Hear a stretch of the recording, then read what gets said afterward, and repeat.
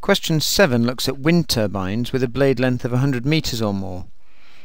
In part A, we're told that at a wind speed of 11 meters per second, the volume of air passing through the blades each second is 3.5 times 10 to the 5 cubic meters.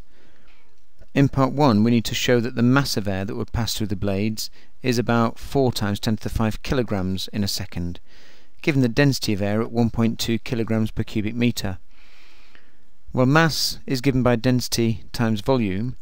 The density we were told at 1.2 kilograms per cubic meter, and the volume per second at 3.5 times 10 to the 5 cubic meters, giving a mass of 4.2 times 10 to the 5 kilograms.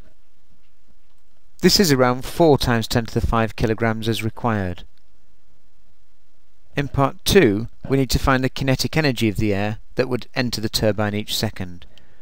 Well, kinetic energy is given by half mass times speed squared, and this is half the mass we've just found multiplied by the speed given in the question of 11 meters per second squared.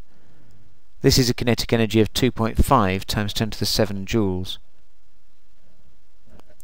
In part 3, we have a power output of 10 megawatts in these conditions, and we need to find the percentage efficiency of the turbine.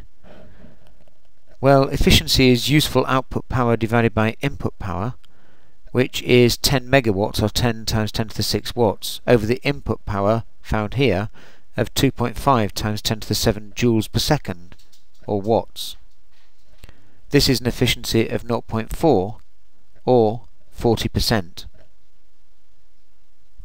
In B, we need to give an advantage and a disadvantage of wind power over fossil fuels. Well, one advantage of wind power is that it uses renewable energy. A disadvantage is that it's not reliable, as if there is no wind, we have no power.